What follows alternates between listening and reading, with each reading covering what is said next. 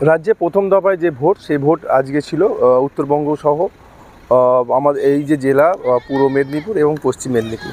আমি এই মুহূর্তে রয়েছি যে চণ্ডীপুর যে বিধানসভা, সেই বিধানসভার 211 নম্বর বুথে। আমার সেই পিছনে সেই বুথ এবং ভোট গ্রহণ প্রায় শেষ লগ্নে এবং দেখতেই পাচ্ছেন পুরো কার্যত ফাঁকা এই যে বুথ, এই বুথ পুরো ফাঁকা হয়ে গেছে এবং যারা ভোটার ছিল তারা ভোট দিয়ে রীতিমতো চলে গেছেন এবং যারা ভোটার কর্মীরা রয়েছেন, যারা এখনও যেমন ভোটার কর্মীরা রয়েছে তারা ইতিমধ্যে রয়েছে, কারণ আর প্রায় কিছুক্ষণের মধ্যেই প্রায় ভোট প্রায় শেষ হয়ে যাবে। তাই অপেক্ষা করছে, যদি কেউ এখনও আসে কিছুক্ষণের মধ্যে তার ভোট গ্রহণ শেষ হবে।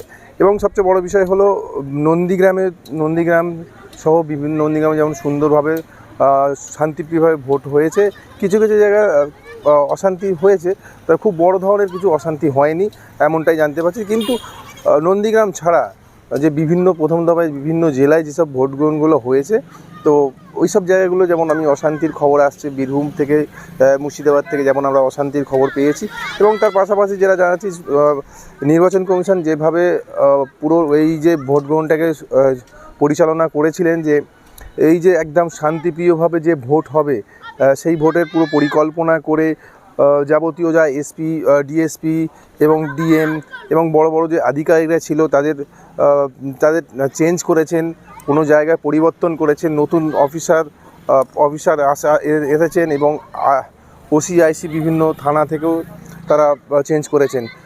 লক্ষ্য ছিল একটাই, যে পশ্চিমবাংলায় যে ভোট হবে সেই ভোট কিন্তু একদম শান্তিপ্রিয় হবে, একদম কোনো যাতে অশান্তি না হয় সেই ধরনের চিন্তাভাবনা করে নির্বাচন কমিশন একটা সুন্দর করে পরিচালনা করেছিলেন, যে এইবারে যে ভোট যেন হয় সেই ভোট একদম অশান্তিমুক্ত হয়।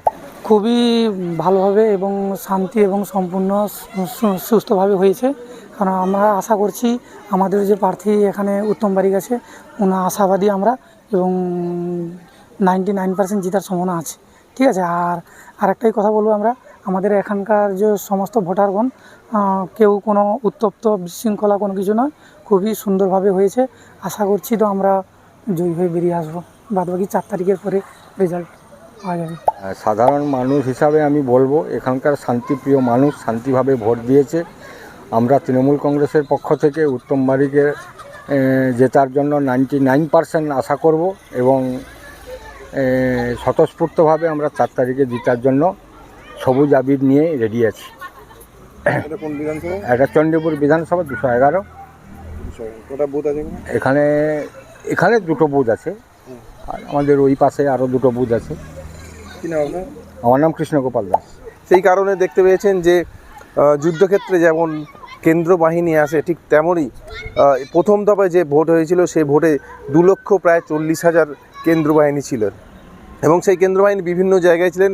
সবচেয়ে বড় বিষয় হলো এই যে প্রথম দফায় যে ভোট হয়েছে, ভোটের মধ্যে যে কেন্দ্র বাহিনীরা যেভাবে পরিচালনা করেছে, কোনো জায়গায় যদি অশান্তির খবর পায় সেটাও কিন্তু জিপিএস ট্র্যাক করে সঙ্গে সঙ্গে পৌঁছে যাবে এবং যদি স্থানীয় পুলিশজন যদি না থাকে সেই জায়গাগুলোও কিন্তু ওরা ওইভাবে পৌঁছে যাবেন এবং অশান্তিকে নিয়ন্ত্রণে আনবেন, এমনটাই কমিশনের পক্ষ থেকে একদম জানানো হয়েছে। সব মিলিয়ে নন্দীগ্রামের মোটো শান্তিপ্রিয় ভোট হলেও বেশ কিছু জেলায় কিন্তু অশান্তি এড়ানো গেল না।